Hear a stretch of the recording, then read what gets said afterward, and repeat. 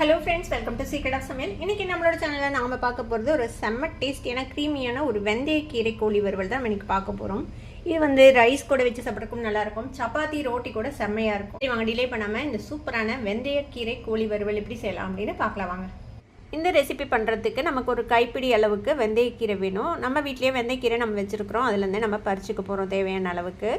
வெந்தயக்கீரை வந்துட்டு உங்களுக்கு கொஞ்சோண்டு இடம் இருந்தால் போதும், இல்லை ஒரு தொட்டி இருந்தால் கூட போதும். லைட்டாக வெந்தயத்தை தூவி விட்டிங்கனாலே அழகு போல் வெந்தயம் வந்து வளர்ந்துடும். வெந்தயம் இருந்துச்சுன்னா நீங்கள் வந்துட்டு எதுக்கு வேணாலும் யூஸ் பண்ணிக்கலாம், பொரியலுக்கோ இல்லை பருப்பு கூட போட்டு வேக வச்சு சாப்பிட்றதுக்கோ ரொம்பவே நல்லாயிருக்கும். இந்த மாதிரி நம்ம பறித்து எடுத்துகிட்டு போயிடலாம். இப்போ பாருங்கள், இந்த அளவுக்கு நம்ம பறிச்சிருக்கிறோம், ஒரு கைப்பிடி அளவுக்கு வர அளவுக்கு பறிச்சிருக்கோம். ஒரு வடச்சட்டி அடுப்பில் வச்சுக்கோங்க. இதில் வந்துட்டு ஒரு டேபிள் ஸ்பூன் அளவுக்கு எண்ணெய் விட்டுக்கலாம். எண்ணெய் சூடானதும் கொஞ்சமாக கடுகு சேர்த்திக்கலாம். கூடவே ஒரு அரை டீஸ்பூன் சோம்பு சேர்த்திக்கோங்க. சோம்பும் கடுகும் பொரிஞ்சிருச்சு. இப்போ இதில் வந்துட்டு ஒரு பெரிய சைஸ் வெங்காயம் ஒன்று சாப் பண்ணி வச்சுருக்கிறேன், அதை போட்டுக்கலாம்.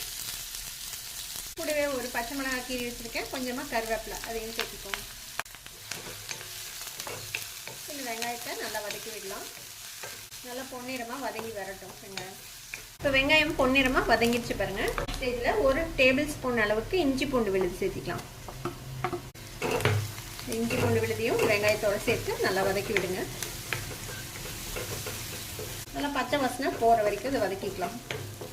இஞ்சி பூண்டு விழுதும் நல்லா வதங்கிடுச்சு. இப்போ நான் வந்துட்டு ஒரு பெரிய தக்காளியை இந்த மாதிரி துருவி வச்சுருக்கிறேன். நீங்கள் வந்துட்டு கட் பண்ணியும் போடலாம். துருவி போட்டிங்கன்னா அதில் இருக்கிற அந்த தோல் வந்து வாய்க்கு வராமல் இருக்கும். இந்த தக்காளியும் நல்லா வதக்கி விடலாம். இப்போ ஒரு பாதி உப்பு சேர்த்திக்கலாம். சிக்கன் சேர்த்துனதுக்கப்புறம் மீதி உப்பு சேர்த்திக்கலாம். உப்பு சேர்த்து இந்த தக்காளி வந்து நல்லா சுருண்டு வெந்து வதங்கி வரட்டும், பச்சை வாசனை போக. தக்காளியும் நல்லா வதங்கிட்டு ஒரு நிமிஷம் பக்கமாக ஒரு எண்ணெய் பிரிஞ்சிடுச்சு. ஒரு 1/4 டீஸ்பூன் மஞ்சள் தூள், ஒரு 1.5 டீஸ்பூன் அளவுக்கு மல்லித்தூள் சேர்த்திக்கோங்க. மிளகாய் தூள் ஒரு டீஸ்பூன் சேர்த்திக்கலாம். இது இதோட சேர்த்து கலந்து விட்டுருங்க.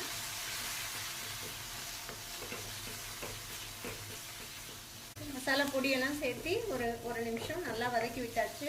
இப்போ நம்ம பறிச்சுட்டு வந்து வச்சோம்ல அந்த வெந்தயக்கீரை, அதை வந்துட்டு இந்த மொத்தமான தண்டெல்லாம் எடுத்துட்டு நான் கீரையும் மெல்லிசா இருக்கிற தண்டு மட்டும் இந்த மாதிரி கட் பண்ணி வச்சிருக்கிறேன். நல்லா ஒரு கைப்பிடி அளவுக்கு இருக்குது. இப்போ இந்த கீரையும் இதில் சேர்த்திடலாம். சிக்கன் கம்மியாக தான் செய்ய போகிறேன், அதனால இவ்வளோ தான் சேர்த்துறேன். நீங்கள் நிறைய செய்றீங்கன்னா அதுக்கு தகுந்த மாதிரி குவான்டிட்டியை இன்க்ரீஸ் பண்ணிக்கோங்க. கீரையும் இதோட சேர்த்து வதக்கி விடலாம். நல்லா ஒரு 2 நிமிஷம் இந்த கீரையை வதக்கி விடுங்க. இந்த எண்ணெயிலேயே இந்த கீரை வந்துட்டு கொஞ்சம் வதங்கட்டும். இப்போ கீரையை இந்த மசாலாவோட சேர்ந்து நல்லா வதக்கி விட்டாச்சு. இப்போ இதில் வந்து நம்ம சிக்கன் சேர்த்துக்கலாம். நான் வந்து ஒரு 1/4 கிலோ அளவுக்கு சிக்கன் எடுத்துருக்கிறேன், அதை வந்து இதில் சேர்த்துக்கோங்க. நான் கொஞ்சம் குட்டி குட்டி பீசஸாக போட்டிருக்கிறேன். உங்களுக்கு என்ன மாதிரி பிரியுமோ அந்த மாதிரி நீங்கள் வந்துட்டு சிக்கனை வெட்டி சேர்த்துக்கலாம். கொஞ்சம் வதங்கட்டும் இந்த சிக்கன் இந்த எண்ணெயோட சேர்த்து, இந்த மசாலாவோட சேர்ந்து.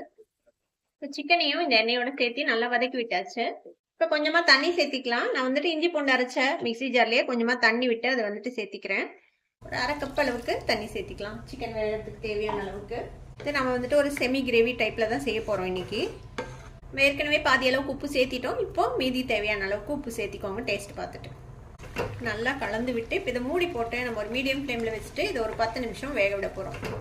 மூடி போட்டு இதை வந்துட்டு வேக விட்டலாம். அப்படியே இடையில இந்த மாதிரி திறந்து விட்டு நல்லா ஒரு தடவை கிளறி விட்டு திருப்பி மூடி போட்டு இதை நல்லா வேக விடுங்க. ஒரு 10 நிமிஷமாக நம்ம சிக்கன் வந்து வெந்திருக்கு. ஓப்பன் பண்ணி பார்ப்போம். பாருங்க, நல்லா வெந்துருச்சு சிக்கனை. நல்லா எண்ணெயும் பிரிஞ்சிருச்சு பாருங்க. நம்ம சின்ன சின்ன பீசஸாக தான் போட்டிருக்கோம், அதனால சீக்கிரமே வெந்துடும் சிக்கனு. இந்த ஸ்டேஜில் ஒரு 1/4 டீஸ்பூன் கரம் மசாலா பொடி, ஒரு 1/2 டீஸ்பூன் மிளகுத்தூள், கூடவே ஒரு டேபிள் ஸ்பூன் அளவுக்கு ஃப்ரெஷ் க்ரீம் சேர்த்திக்கோங்க. இது வந்து வீட்டில் சேர்த்து வச்சுருந்த இடம் தான் நான் சேர்த்துறேன். இந்த ஃப்ரெஷ் க்ரீம் வந்துட்டு இந்த வெந்தயக்கீரையோட கசப்பு அது எல்லாத்தையும் நல்லா பேலன்ஸ் பண்ணி கொடுக்கும், அதுக்காக தான் சேர்த்துறோம். எல்லாத்தையும் நல்லா கலந்து விட்டு திருப்பியும் ஒரு 2 நிமிஷம் மூடி வைக்க போகிறோம். திரும்ப மூடி போட்டு இது வந்து எண்ணெய் தெளியட்டும். 2 நிமிஷம் அப்படியே வேகட்டும் மீடியம் ஃப்ளேமில் வச்சு. இப்போ 2 நிமிஷம் ஆச்சு. நம்ம க்ரீம்லாம் போட்டு வச்சு ஓப்பன் பண்ணி பார்ப்போம். பாருங்கள், நல்லா எண்ணெய் பிரிஞ்சிருச்சு. அவ்வளோதான், சூப்பராக ரெடி ஆகிடுச்சு பாருங்கள் நம்மளோட வெந்தயக்கீரை கோழி. பார்க்கும்போது செம டெம்டிங்காக இருக்குல்ல, நல்ல டேஸ்டியாக இருக்கும். நம்ம அடுப்பை ஆஃப் பண்ணிடலாம். அவ்வளோதான், ரெடி ஆகிடுச்சு பாருங்கள். செம்ம க்ரீமியாக ஜூஸியாக ஒரு சூப்பரான வெந்தயக்கீரை கோழி வறுவல் இப்போ ரெடி ஆகிடுச்சு. இதை வந்துட்டு நீங்கள் ரைஸ் கூட போட்டு சாப்பிடலாம், சப்பாத்தி ரோட்டி நான் கூட வச்சு சாப்பிடலாம், ரொம்ப நல்லாயிருக்கும். கண்டிப்பா ட்ரை பண்ணி பாருங்க. ட்ரை பண்ணி பார்த்துட்டு எப்படி இருந்தது அப்படி எனக்கு கமெண்ட்ஸ்ல ஃபீட்பேக் குடுங்க. இந்த வீடியோ உங்களுக்கு பிடிச்சிருந்ததுன்னா சப்ஸ்கிரைப் பண்ணுங்க. பக்கத்துல இருக்கிற பெல் ஐகானை கிளிக் பண்ணுங்க. அப்பதான் என்னோட ஃபியூச்சர் நோட்டிஃபிகேஷன்ஸ் உங்களுக்கு உடனே வந்து சேரும். லைக் பண்ணுங்க, ஷேர் பண்ணுங்க. தேங்க் யூ ஃபார் வாட்சிங் this video viewers. Bye by.